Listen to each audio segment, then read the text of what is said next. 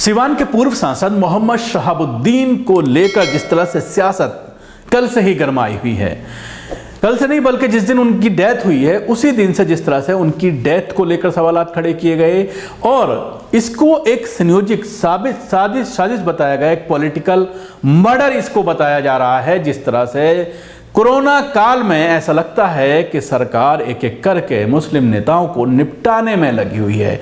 अब जिस तरह से उत्तर प्रदेश में देखने में आ रहा कि आजम खां को अब कोरोना हो गया है, उसको लेकर भी चिंता सता रही है। लेकिन जहां तक शहाबुद्दीन साहब का ताल्लुक था, इस पूरे मामले को लेकर जब उनका इंतकाल हुआ है 20 तारीख को, जब उनको एडमिट कराया गया है, उसके बाद से इंतकाल के बाद उनके परिजन जिस तरह से ये मांग कर रहे थे कि उनकी डेड बॉडी को वो अपने पैतृक गांव सिवान लेकर जाना चाहते हैं और वहीं जाकर के उनका अंतिम संस्कार करना चाहते हैं, जिसके लिए उन्होंने कोर्ट गए। कोर्ट में उन्होंने पोस्टमार्टम की मांग की और उसके बाद पोस्टमार्टम हुआ और पोस्टमार्टम में जिस तरह से खुलासा हुआ है कि उनकी मौत कोरोना से नहीं बल्कि डेंगू से हुई है और जिस तरह से कोरोना नेगेटिव रिपोर्ट डीडीयू अस्पताल जहां पर वो एडमिट थे उसके जरिए दी गई है, यानी वो कोरोना के मर्ज से वो मुक्ति पा गए थे, कोरोना निगेटिव हो गया था उनका। लेकिन उसके बावजूद जिस तरह से कोरोना का बहाना लेकर के उनकी डेड बॉडी को गांव तक नहीं जाने दिया, 2 दिन तक उनके बेटे, उनके घर वाले, उनके समर्थक सरकार से गुहार लगाते रहे, होम मिनिस्टर, प्रधानमंत्री से गुहार लगाते रहे, लेकिन कहीं पर कोई सुनवाई नहीं हुई। वो ये चाहते थे कि उनकी तदफीन अगर उनके गांव में नहीं हो पा रही है, अगर उनके पैतृक गांव नहीं जा पा रही है सिवान उनकी डेड बॉडी, क्योंकि हजारों की संख्या में जिस तरह से जब वो जेल से छूटे थे लोग पहुंचे थे और लोग उनको ये चाहते थे कि उनको उनके गांव में ही दफन किया जाए, लेकिन सरकार ने इजाज़त नहीं दी। तो उसके बाद उनके बेटे ने ये कोशिश की कि शाहीन बाग कब्रिस्तान में उनकी तदफीन की जाए, लेकिन वहाँ भी इजाज़त नहीं दी गई। आला अधिकारी पुलिस के जिस तरह से अस्पताल में ड्यूटी लगाते रहे, डीसीपी चक्कर लगाते रहे और किसी तरह से परमिशन नहीं दी गई। ये बहाना बनाया गया कि कोरोना से अगर किसी की डेथ होती है कि उसकी डेड बॉडी उसको नहीं दी जाती। लेकिन अभी ताज़ा मिसाल है सरदाना की, रोहित सरदाना जो आज तक के एंकर थे, जर्नलिस्ट थे, उनकी डेड बॉडी को जिस तरह से उनके पैतृक गांव जाने दिया कुरुक्षेत्र और वहीं पर उनका अंतिम संस्कार हुआ। उसके अलावा सैकड़ों मिसालें हैं इस तरह की कि डेड बॉडीज जा रही हैं, कोरोना पॉजिटिव आने के बावजूद इजाज़त दी जा रही है। लेकिन इस तरह का सौतेला व्यवहार मोहम्मद शहाबुद्दीन के साथ, उनकी डेड बॉडी के साथ, उनके रिश्तेदारों के साथ एक दोहरा व्यवहार, उनकी पत्नी, उनकी बीवी जिस तरह से चाहती थी कि उनके गांव के अंदर उनको तदफीन की जाए, लेकिन वो इजाज़त नहीं दी गई, जिसको लेकर सवालात खड़े हो रहे हैं। कल से ही पूरी राजनीति गरमाई हुई है।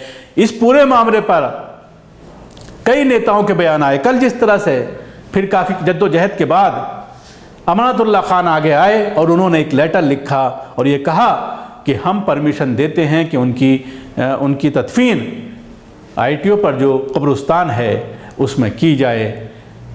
और उसके बाद डेड बॉडी वहाँ आई, उनके कुछ समर्थक आए, इमरान प्रतापगढ़ी, कई लोग वहाँ पर पहुँचे और इसमें पूरी तरह से पॉलिटिक्स भी सामने आई, देखने में आई, जिसको लेकर के 2 तरह की चीज़ें सामने आ रही हैं। ट्विटर पर एक बहस चली है, सोशल मीडिया पर एक बहस चल रही है। इस पूरे मामले को लेकर राजद को भी निशाना बनाया जा रहा है, राजद के मुखिया को भी निशाना बनाया जा रहा है कि किस तरह से उन्होंने हमेशा लालू का समर्थन किया, आखिरी दम तक वो लालू के साथ रहे। दोबारा जो जेल गए वो लालू की वजह से गए, लालू का खुलकर समर्थन करने की वजह से नीतीश कुमार ने दोबारा उनको जो है वो जेल की सलाखों के पीछे पहुंचाया, दोबारा तिहाड़ जेल पहुंचा दिया। सुप्रीम कोर्ट पहुंच गई थी बिहार सरकार और उसके बाद उनकी जमानत कैंसिल हो गई थी, जिसकी वजह से वो मुस्तकिल पिछले 5 साल से तिहाड़ जेल के अंदर थे।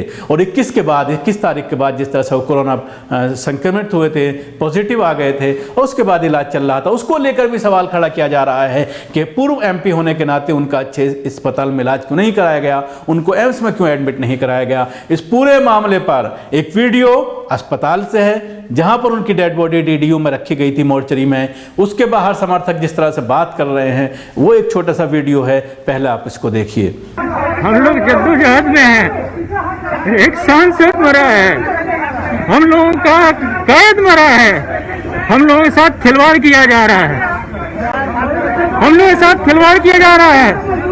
आज लोग कहाँ हैं, लोग कहाँ हैं? जब जिंदा ही शहाबुद्दीन साहब जेल से छूटे थे 1500 गाड़ियां गई थी, अभी यहाँ 15 लोग मौजूद है बस। कहाँ है सिवान गोपाल के छपरा के लोग? पुलिस बल उतारा गया है। जबरदस्ती ये कहा जा रहा है कि लाश आपको नहीं हैंड ओवर किया जाएगा, न लाश ITA जाएगी और न ही साइन भाग जाएगा, बल्कि अपना मनमाना कर रहे हैं। यहाँ किसी भी तरह का पॉलिटिकल मदद नहीं है। बिहार को रिप्रेजेंट करने वाला, बिहार के पूरे आवाम को रिप्रेजेंट करने वाला जो आज उसकी बॉडी यहाँ पे लवारिस पड़ी हुई है और हमारी मदद नहीं की जा रही है। ये तेजस्वी यादव, याद रखना तुम्हारी कब्र सिवान में खुद जाएगी। तेजस्वी यादव तुम याद रखना, राजद वालों तुम याद रखना, तुम्हारी कब्र सिवान में खुद जाएगी, तुम्हारी कब्र सिवान में खुद जाएगी। आज हम तड़प रहे हैं यादव, आज हमारा दिल रो रहा है। बचपन से आज तक हमने राजद का गुणगान गाया है। हमारे साहब ने कहा था कि हम लालू यादी हैं, लेकिन तेजस्वी यादव याद रखना अब तुम्हारी कब्र खुल जाएगी। ये बेटा दिख रहा है, ये साहब का बेटा दिख रहा है ना, साहब ने अपना शेर छोड़ के गए हैं, अपना शेर छोड़ के गए हैं। अभी ये बेटा बोलने के काबिल नहीं है, लेकिन याद रखना तेजस्वी यादव तुम्हारी कब्र खुदेगी, सारे साजिशकर्ताओं की कब्र खुदेगी। रखना आज बहुत रोना आ रहा है, दिल रो रहा है कि शहाबुद्दीन साहब के लिए कोई मदद यहाँ नहीं पहुँच रहा है। शहाबुद्दीन साहब के लिए हमें रोना और गिड़गिड़ाना पड़ रहा है। बहुत शर्म की बात है। ये तेजस्वी यादव तुम याद रखना तुम्हारी कब्र खुदेगी। सिवान से ही तुम्हारा स्टार्ट हुआ, तुम्हारा खात्मा स्टार्ट होगा। तुम बहुत बड़ी गद्दारी किए हो। हम यहाँ तड़प रहे हैं पॉलिटिकल मदद के लिए, किसी भी तरह का राजनीतिक मदद नहीं है। ना असदुद्दीन ना ओवैसी का मदद है, न तेजस्वी आजमा का मदद है। जुल्म कर रहे हैं, लेकिन किसी भी आ रहा है। अरे सरकार, मोदी और अमित शाह तुम लोग भी सुन लो, अल्लाह से बड़े तुम नहीं हो। अल्लाह कहर भेजेगा और पूरा दम बिल्कुल तुम लोगों का हश्र बहुत बुरा होगा। अल्लाह से तुम नहीं बचने वाले। तो ये है जिस तरह से समर्थक गुहार लगा रहे हैं कि उनकी डेड बॉडी दी जाए, लेकिन नहीं दी गई। और उसके बाद जिस तरह से उनकी तदफीन करनी पड़ी दिल्ली के कब्रिस्तान में, ITO के कब्रिस्तान में। लेकिन इसके साथ ही इस पूरे मामले पर पॉलिटिकल व्यूज़ भी आ रहे हैं। जिस तरह से महाराष्ट्र के अबू आसिम आज़मी में जो वहाँ के विधायक हैं, उन्होंने भी इस पूरे मामले पर एतराज़ जताया है। देखिए उन्होंने क्या कहा। बिहार के सांसद, एक्स MLA, मशहूर लीडर शहाबुद्दीन जी दिल्ली के जेल में कोरोना से उनका इंतकाल हुआ। ये चर्चा है कि उनको जेल से अस्पताल बहुत लेट शिफ्ट किया गया। दूसरा, उनको जो है दीनदयाल उपाध्याय हॉस्पिटल में एडमिट किया गया। दूसरे मरीज को जो उसी जेल से निकाल गया, उसे एम्स में एडमिट किया गया।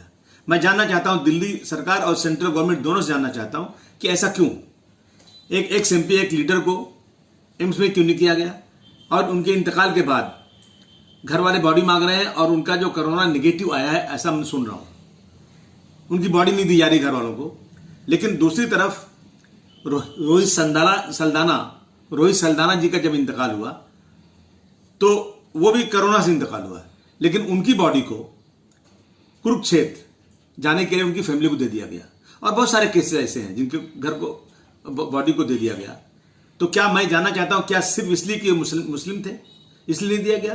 क्या ऐसे यहां भी हो रहा है जिस तरह से जमात वालों की कोई गलती नहीं और उन्हें कई महीने तक पूरे बीजेपी के लीडरों ने, पूरे मीडिया के लोगों ने ऐसा बुरी तरह से उनको बदनाम किया कि देश के 130 करोड़ जनता में जितने भी ऐसे लोग थे उनको ऐसा लग गया कि यही लोग जिम्मेदार हैं कोरोना बढ़ाने के। लेकिन कुंभ मेले में लाखों लोग नहा रहे हैं। 5 रियासतों में इलेक्शन हुआ, लाखों की भीड़, और उसकी जिम्मेदार हमारे प्रधानमंत्री श्री नरेंद्र मोदी जी, हमारे होम मिनिस्टर, पूरे लीडरान, पूरे MP सब के सब रहे उसमें। लेकिन उनको नहीं कहा जा रहा है क्योंकि वो मुस्लिम नहीं है। तो क्या यहां भी हिंदू मुस्लिम किया जा रहा है? मुझे बहुत अफसोस के साथ कहना पड़ता है। मैं इन चीजों की इंक्वायरी चाहता हूं सरकार से, और देश की जनता चाहती है कि देश के अंदर धर्म के नाम पर क्या यहां भी ऐसा हो रहा है? तो ये जिस तरह से इस पूरे मामले को लेकर मुसलमान बेचैन हैं, और ये कहा जा रहा है, बिल्कुल जायज़ बात भी है कि जब आप कुछ लोगों को इजाज़त देते हैं उनकी डेड बॉडी, चाहे वो कोरोना पॉजिटिव भी हैं, तब भी आप इजाज़त देते हैं। लेकिन शहाबुद्दीन के साथ आप ऐसा व्यवहार क्यों कर रहे हैं? क्यों सरकार इस पूरे मामले को लेकर इतनी ज़्यादा सतर्क है कि अगर उनकी डेड बॉडी जाएगी तो वहाँ पर भीड़ इकट्ठा हो जाएगी? क्या बिहार सरकार के ज़रिए कुछ ऐसा फैसला किया गया था? और उसके साथ ही जिस तरह से राष्ट्रीय जनता दल पर सवालात खड़े किए गए हैं कि जो शख्स अपनी पूरी ज़िंदगी पार्टी के साथ खड़ा गया रहा, उसको लेकर पार्टी ने कोई जद्दोजहद नहीं की, पार्टी के नेता यहाँ पर नहीं पहुँचे, और उसको लेकर कुछ लोगों के सोशल मीडिया पर इस्तीफे भी सामने आए कि किस तरह से उन्होंने रिज़ाइन दिया और इस पार्टी को छोड़ने की बात सिर्फ इसलिए कही कि जब इतने बड़े लीडर के साथ इस तरह का व्यवहार किया जा रहा है तो क्या मुसलमानों के लिए इस पार्टी में कोई जगह नहीं है। शुक्रिया। आपको हमारा प्रोग्राम कैसा लगा ज़रूर बताएं। हमारे यूट्यूब चैनल को सब्सक्राइब करना ना भूलें, इसके साथ ही बेल आइकन